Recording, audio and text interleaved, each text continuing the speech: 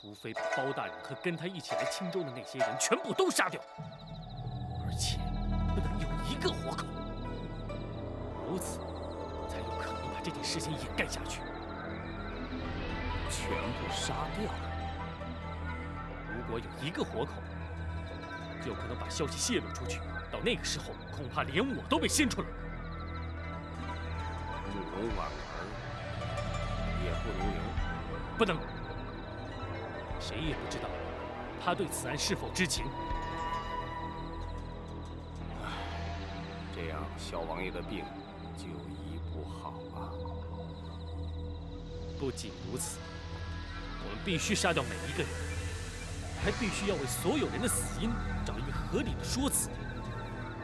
钦差被杀，势必会轰动朝野，少不了严密的侦查。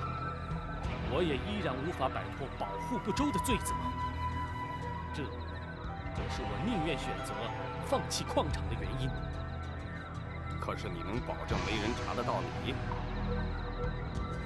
我的安排不会有问题。好，你绝对不能被查到，更不能扯上我。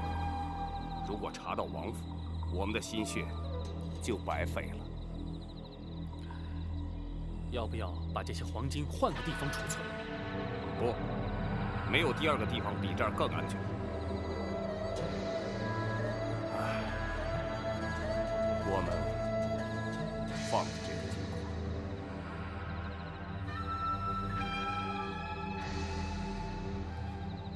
除了放弃，我们已经别无选择。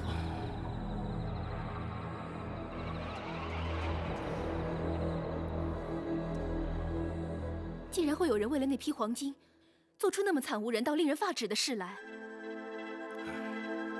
人心险恶，贪婪无度，恐怕你在宫中未必能有如此体会。大人，那些无辜的矿工可以平安无恙地被救出来吗？这正是本府最为担心，也最没有把握之事。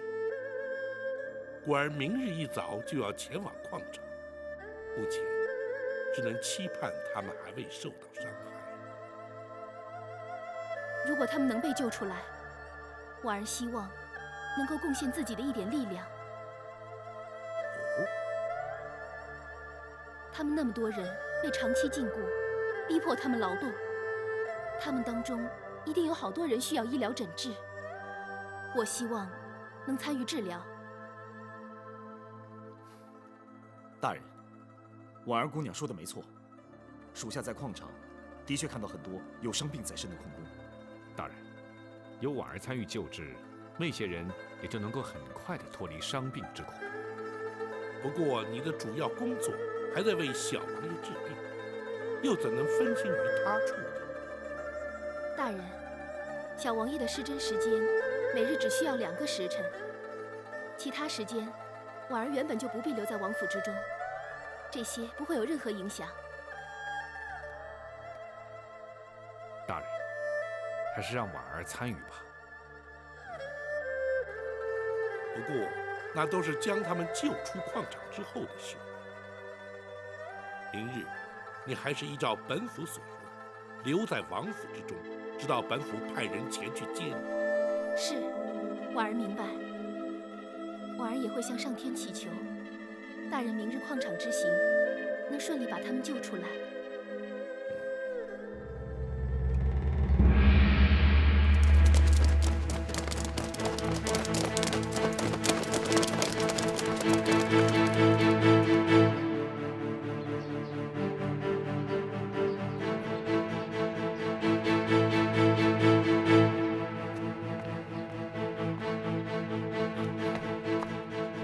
包大人怎么会一早便来州衙呀？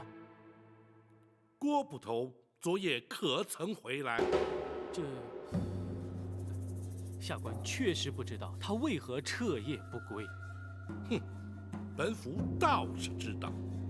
包大人怎会知晓？那郭北与人勾结私采金矿，张大人可知情？什么？竟有此事？怎么？张大人当真不知。下官的确不知道。好，本府就带张大人一起前往矿场证实。包大人竟然知道矿场所在之处。本府虽然不知，但却有知晓之人。此人被关在矿场半年有余。据他所言，在矿场之中，乃是由青州步军虎贲营的官兵守卫监工。包大人，下官对此事的确不知情啊！哼！草民叩见包大人。起来说话。谢包大人。田青，草民在。你是如何被带往矿区的？草民是在家中被蒙住双眼带走的。就在这青州城内，竟然能绑上山去，他们是如何出的城？昨日，那郭北在城中发现田青，不由分说就想将他押走，岂不正坐实了是他所为？不知张大人可有其他看法？包大人，下官的确不知情，还请包大人明鉴。你衙中捕头，与你属下步军同时涉案，你居然还敢说全然不知情？包大人，好，你且随本府一起前往矿场。从此刻起，途中不得站立。本府要与你同时抵达矿场，到时再看你还能作何解释。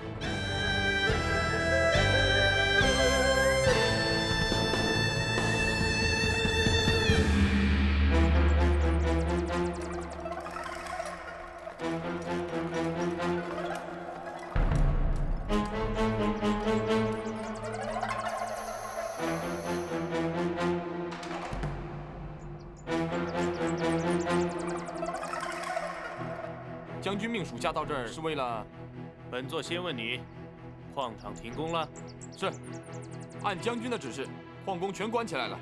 好，了解矿场真实情况的人你也全带来了？是，除了他们6人之外，其他官兵都不知情。很好，那本座就一个都没有漏掉。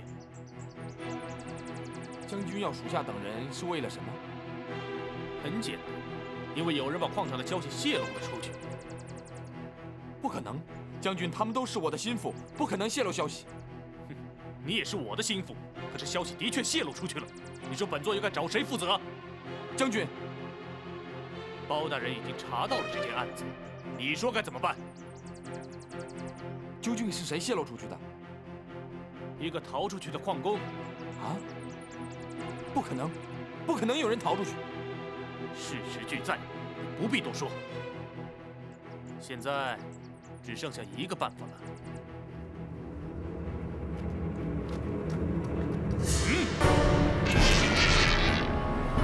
后退！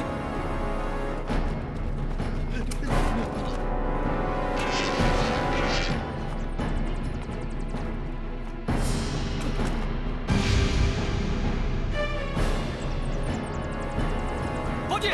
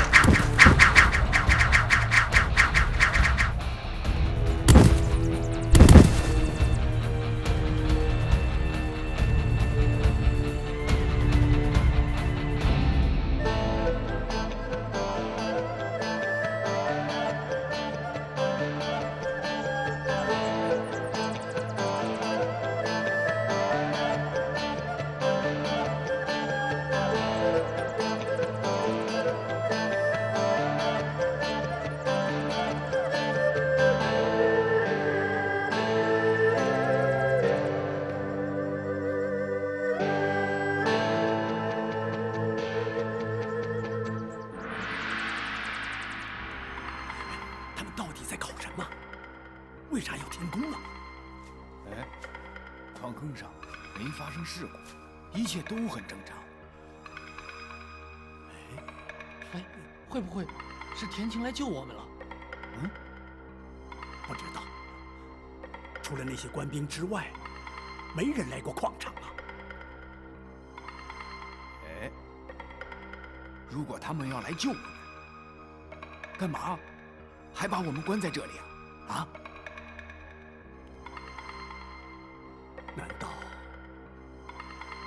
难道他们知道被人发现，打算毁了这座矿场？如果真是这样的话，他们一定会把我们全杀光了。不会的，不会的，我相信，我们一定会获救的。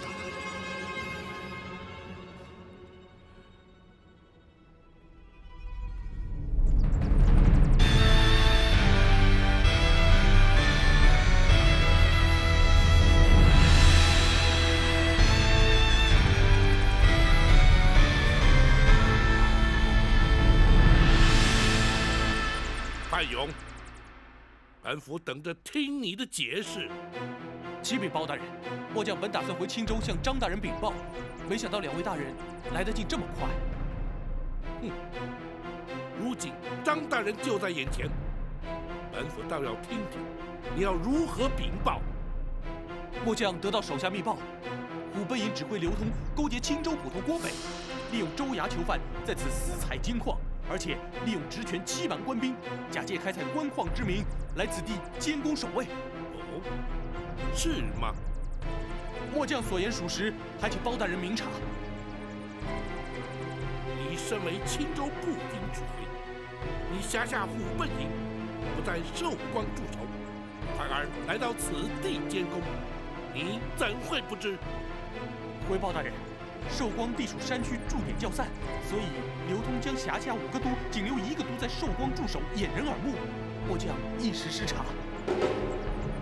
那么本府前往寿光之时，他们又怎会出现在寿光？想必是刘通在接获包大人视察通知之时，已连夜将官兵送往寿光。那刘通如今关押何处？将他传来，本府要当面询问。刘通在末将查获质问之时，纠合同伙公然反抗，意图逃亡，已被末将依军法当场格杀。大胆！你为何不留下活口？刘通等人情急拼命，连伤多名官兵，末将不得已只得将他们处死。如此说来，如今已是死无对证了。末将所言句句实情啊。可是他却看见你在此地出现过。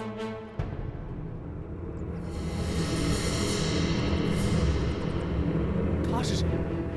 我在这里做了半年的苦工，不知道见过你多少次。还有那些关在土牢里的矿工，也都可以指认你。范勇，你可有话说？包大人，他的话怎么能相信？为什么不能相信？他是罪犯，而且末将根本就不可能到矿场人群之中，两地相隔这么远，他根本就分不清是官是兵，他一定是认错人了。他们看错，我可没有看错。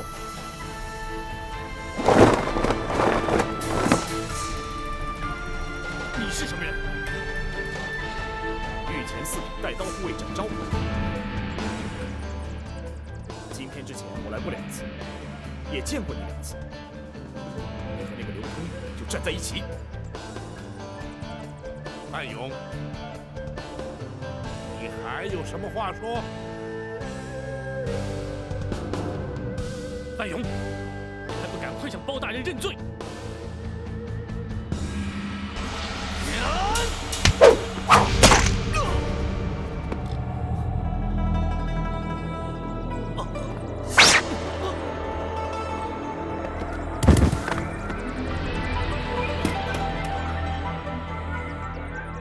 包大人，您受惊了。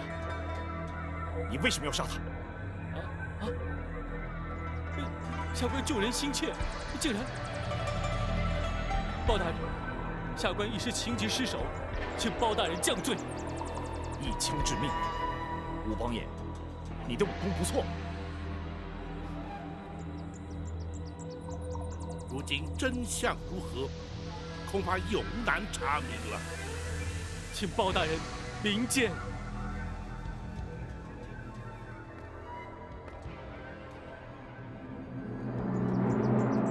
本府奉旨前来青州勘察军务，如今查获青州步军严重违法，本府以钦差之名接管指挥，尔等听命。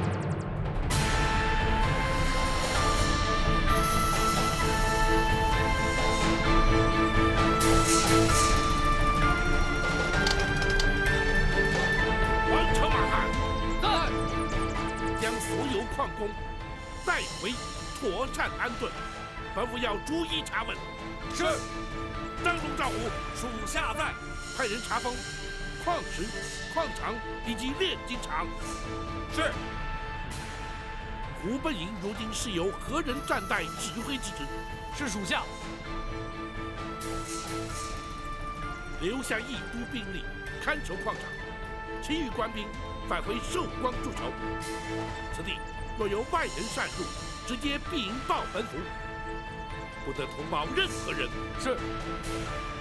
军法无情，若有违令，定斩不饶。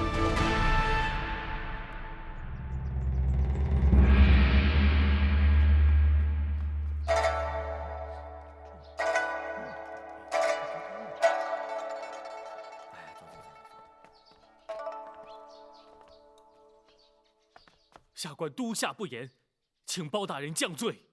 当冲，你身兼京东东路兵马总管，你辖下的青州步军竟犯下如此大罪，你又兼青州知州，州衙的捕头，却滥用职权，草菅人命。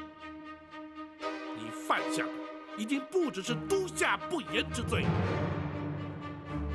下官静候包大人处置。此事太过重大，本府自会报请朝廷裁夺。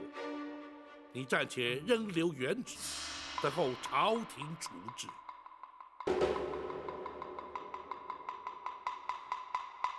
是。不过你却必须针对此事妥为善后。本府自会派随行人员先做安排，你要密切配合，不得刁难。本府随时前来查问处理的情形，你且自行规划斟酌。本府明日再来问你。下官遵命。没想到张冲如此镇定，若无其事的撇清关系。他明明知道大人已经怀疑他却不动声色，可见他的城府极为深沉。大人，为何不直接揭穿他的假面具，反而如此轻松地放过他呢？学生也不明白，大人为何如此处置。若依你二人之意，又当如何？他杀范勇，分明就是杀人灭口，光凭这一点就可以办他。如今范勇一死，私采金矿之事就牵扯不上他了。话虽如此，他却是为了防止范勇行刺本府才下手杀人，这又怎么说？当时我在大人身边，他根本不可能靠近大人，更不可能刺杀成功。就算他打算出手，他大可避开范勇的要害，如此既能阻止行刺，又不会伤及性命，这点对他来说是轻而易举之事。当时事发突然，众目睽睽之下，又有谁能说此举有错？故而他才会如此的振振有词。那可是我们都心知肚明啊。那也只能放在心中存疑，却不能据此追究他杀人灭口的罪责。以范勇的下场推论，郭北必定已经遭到他的毒手。现在能指证他涉案的人，都已经不在人世，这件事情就好像跟他毫无关系一样。正因为如此，本府才暂且放过他，而不追究失职之罪。大人，就算是失职之罪，也应该先办他，为何还要等到朝廷才夺呢？若是如此，他私采金矿所犯下的种种恶行，岂不是反而被他轻松逃过？大人是要伺机而动。不错，从全案各个环节分析，张冲肯定就是主谋，绝对不能让他轻易脱罪，还是要继续追查。可是如今已是死无对证，大人要从何处着手追查呢？矿场开采3年，那些开采提炼出来的黄金，如今又何在？以张冲行事之谨慎与计划之周详，肯定那些黄金不会放在范勇那里。这就是追查的第一个方向。大人，何不直接到州衙去搜？他绝不可能明目张胆地把黄金藏在州衙，因此我们必须盯着他。他迟早会处理那些黄金。大人说这是追查的第一个方向，那么其他的方向呢？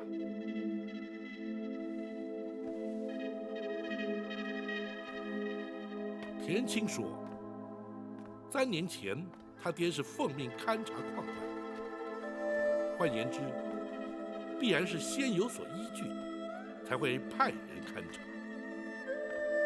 对，州衙里面一定还保留着他的记录。再者，范勇与郭北不过是张冲利用的工具，或许还有其他人与他同谋。本府判断，他不可能一人主导全案。大人的意思是说，也要注意他和什么人有着不寻常的接触吗？正是。可查的方向甚多，还得慢慢演绎。然而，只要锲而不舍地追查到底，张冲就终究难逃国法的制裁，又何必急于一时呢？那只好暂且便宜他了。眼前危机暂时解除，公孙先生可以派人将婉儿带回驿馆了。是。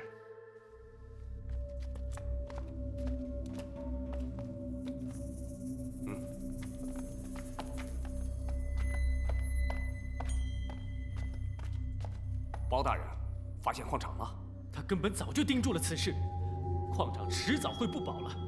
幸亏我早有准备，矿场虽然不能用，但却没有让他发现我也牵连其中，至少他绝对没有证据。那包大人又是如何处置你的？哼，禁军和州衙都出了问题，我当然免不了要受连带处分。如今，他要我静候朝廷的惩处。这算是不幸中的大幸了，以后你一定要多加小心。幸亏呀，我们选择了放弃矿场，否则贸然对包大人发起攻击，后果不堪设想。为什么？因为我们忽略了一个十分重要的人——展昭。预谋展昭，他来青州了。不错。而且隐藏在暗处。如果对包大人动手，吃亏的反而是我们。这个展昭真的有那么厉害，连你都应付不了他。哼，他那南侠展昭的称号，可不是凭空掉下来的。我实在是没有把握能够打赢他。既然如此，咱们以后更加小心了。我知道。还有，此事势必会让王爷知晓，却是个麻烦之处。是啊，即便是包大人不说，此事可能也会传到王爷耳朵里面去。那就不如主动向王爷禀告。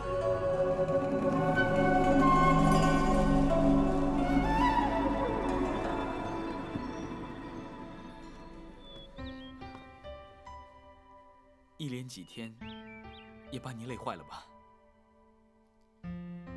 还好，只希望能尽快帮小王爷把病治好。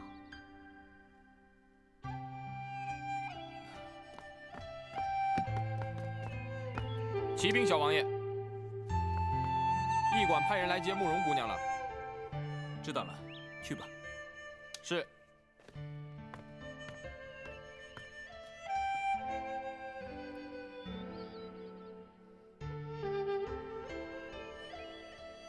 小王爷，那婉儿先回驿馆了。婉儿，其实你不必那么辛苦啊。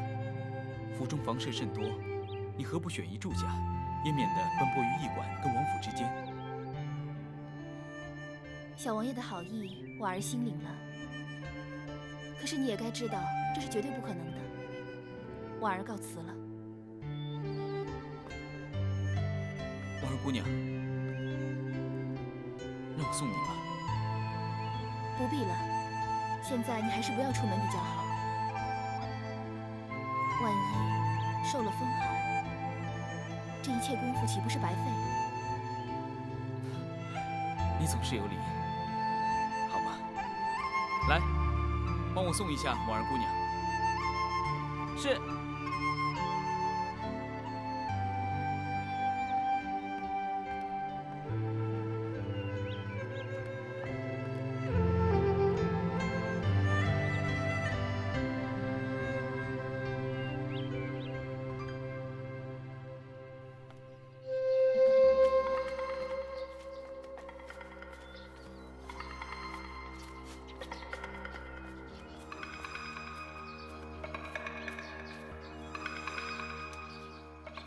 请问，刚才和柴总管在一起的那位是谁呀？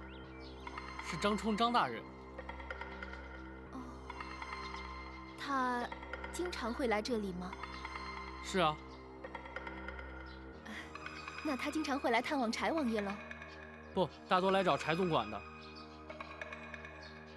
哦。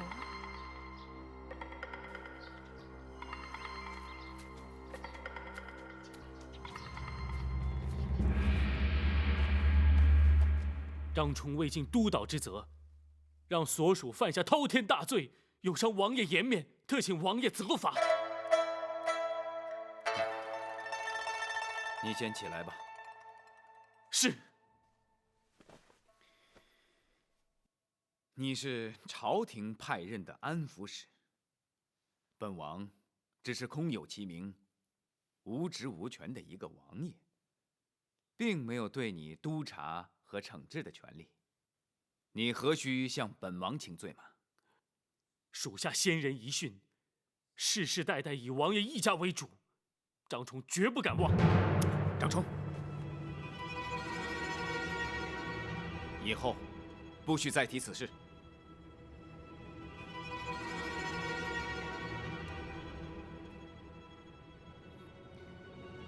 幸亏本王并退了卫士和侍女，否则让人听见，岂不误认本王还眷恋着前朝的身份和名位？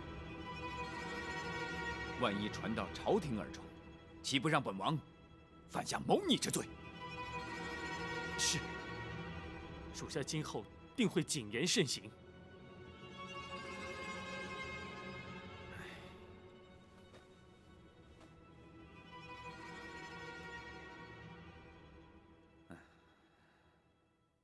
难为你了，这么多年来，一直忠心耿耿地对待本王。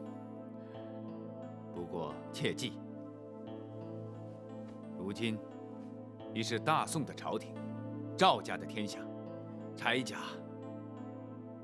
不过是身为人臣。王爷，别说了，你属下犯的那些事，确实非同小可。今后一定要注意，绝不可再犯。如今就等着朝廷的处置吧。是。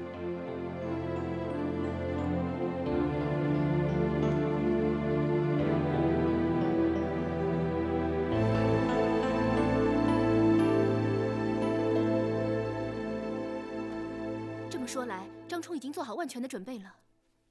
不错，否则范勇也不会突然行刺大人，这都是张冲事先安排，趁机灭口。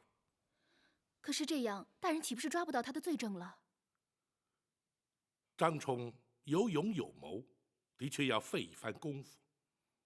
不过，眼前的危机却已经解除，本府也暂时不必担心你会因遭池鱼之殃而受到伤害。多谢大人关注。大人，那些矿工可曾安置妥当？回大人，所有矿工均已暂时安置在城内禁卫营的军营里，张冲也已交代禁卫营全力配合照管。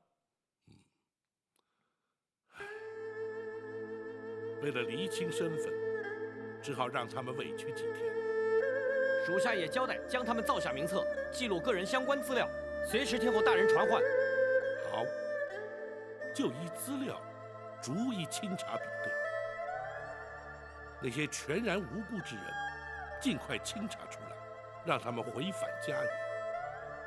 若真是罪犯，则要视其罪行轻重，再做定夺。是。请问，矿工之中伤病的情形如何？非常严重，至少有一半的人非伤疾病。州衙军队和民间的大夫都去治疗了，可是人数太多，实在忙不过来。大人，婉儿想前去帮忙。当然可以，不过你才由王府回来，是否要先稍事休息再去？大人，救人如救火，婉儿想立刻就去。大人，若是有婉儿前去帮忙，那些矿工们也可以早一点获得医治。好吧，王朝，属下在。派人带慕容姑娘前去军营医治病患，要由专人负责接送安全，不得有半点差错。是。婉儿告退。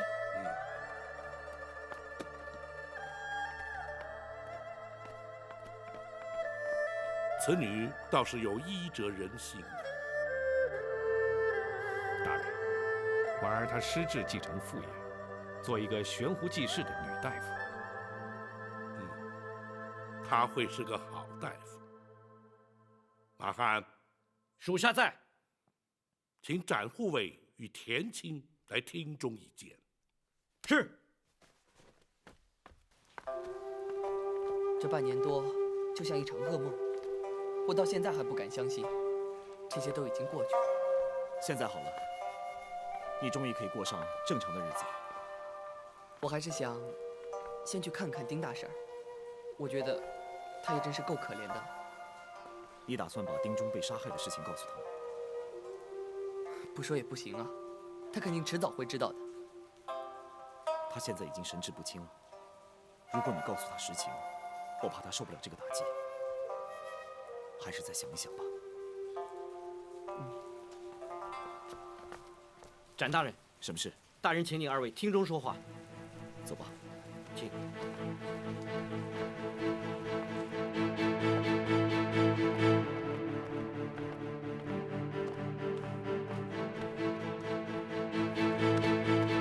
草民叩谢包大人替我们洗雪沉冤。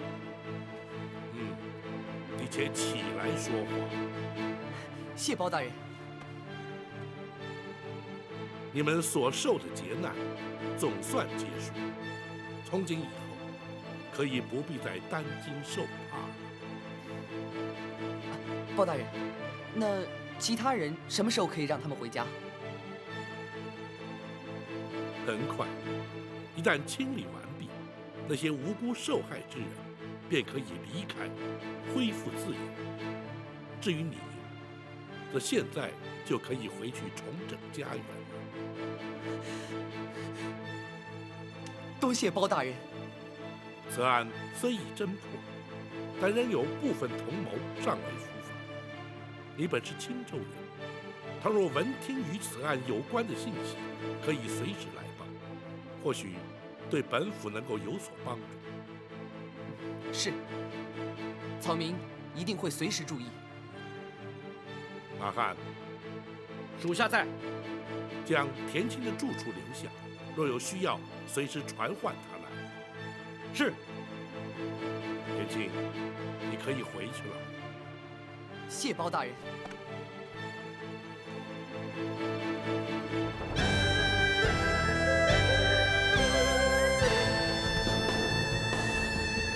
然后，大人，你在民间搜集来的罪犯家属资料也可以取回，交于公孙先生，以便清查。是。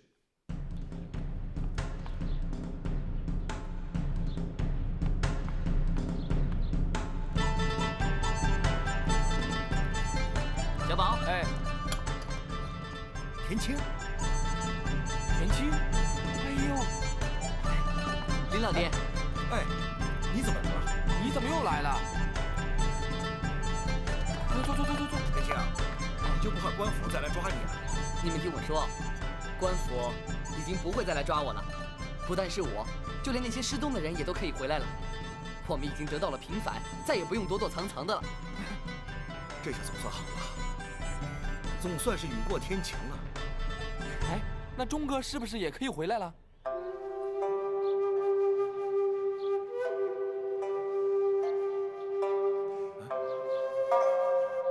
怎么了？钟哥已经不在人世了。啊？什么？这下，丁大嫂的病永远也好不了了。丁钟是她唯一的亲人。是啊，我也正在烦恼，到底该怎么跟他说钟哥的事。哎，天青，还是把丁婶带到这儿来说吧。她最爱喝茶，喝茶的时候比较安静，到那个时候再跟她说。也好。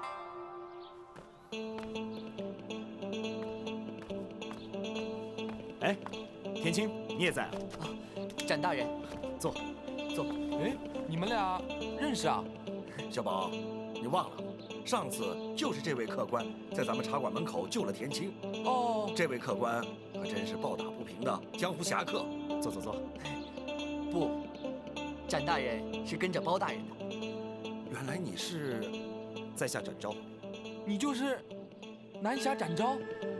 你就是御前四品带刀护卫展昭。不错，林掌柜，可以把东西交给我吗？可以，当然可以了。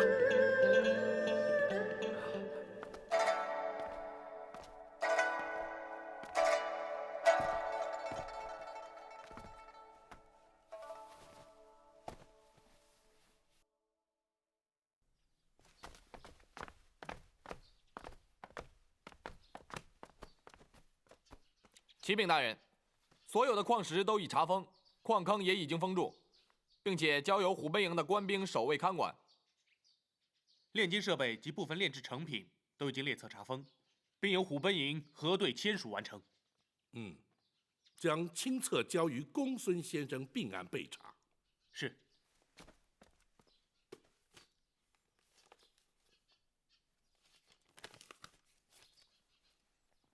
过去提炼出来的黄金是采何等方式运出的？据查证，是由官兵将黄金押送至城外的山神庙，再由郭北带人前来接收。每次运送的数量如何？大概3、5天运送50斤。一人之力便可搬运，难怪未曾被人发现了。大人，他们早就设计好了，负责押送的官兵只以为是合法的官矿，不会有什么问题。而接货的郭北，则是张冲的心腹，谁也不会察觉。州衙捕头亲自押送，谁又敢查？这的确是计划周密，可是朝廷公器竟会如此滥用。大人，如果50斤是每次固定的数量，那么采矿3年，早已有20余万两黄金被提炼出来了。数量竟会如此之巨。倘若没有化整为零，但是储存就要占据不少地方，更遑论能够确保不会被人发现。这倒是个有力的线索。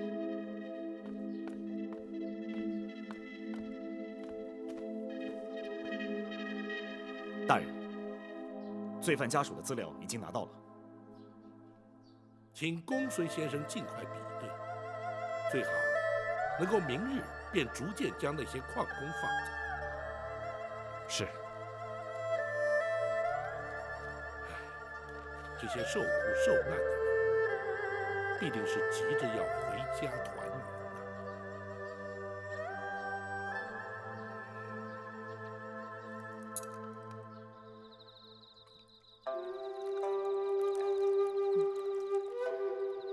丁婶儿，丁婶儿，这是小宝泡的，你最爱喝的茶。好，喝吧。好，喝茶，喝茶。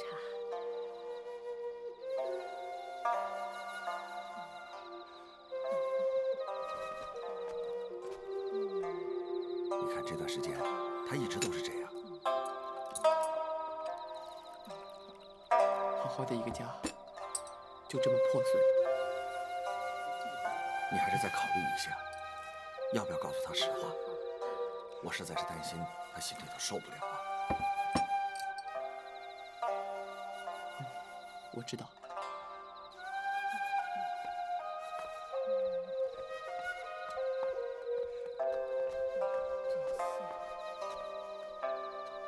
大婶儿，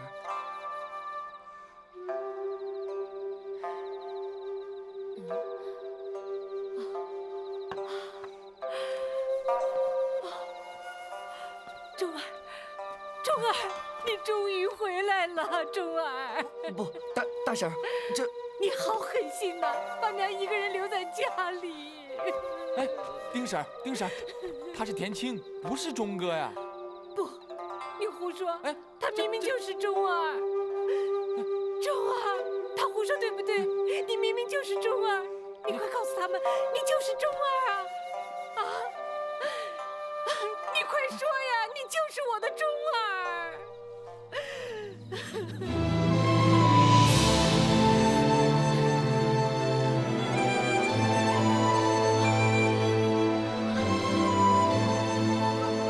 钟儿，钟儿。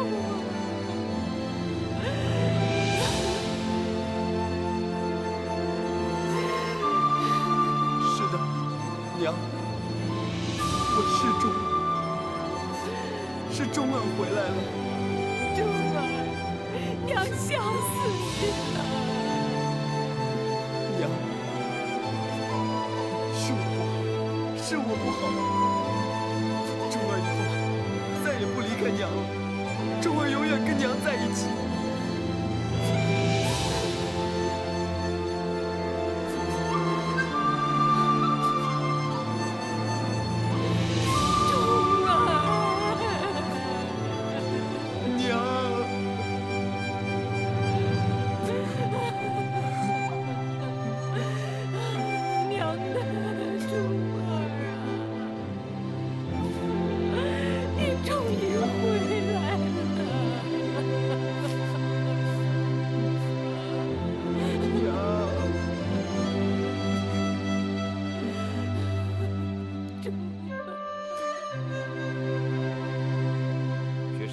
稍作整理，从矿场带来之人，大约有30%是从外地招来的矿工，其余的都是从青州城或是邻近的州县招聘来的，其中有无故被抓来的，也有10几个真正的罪犯，其余的大部都是一些无关紧要的小罪。那些招聘来的矿工和无辜被抓之人，依他们到达矿场的时间估计，以正常3倍的工钱补发他们的工资，再加上返乡的路费一并发放。至于不幸丧命的矿工，则要查明他们的身份，对他们的家属从优抚恤。是，可是金额要从什么地方来呢？由青州州衙支付。你详历成册之后，通知张冲依册发放，要尽快结算，立刻执行。是。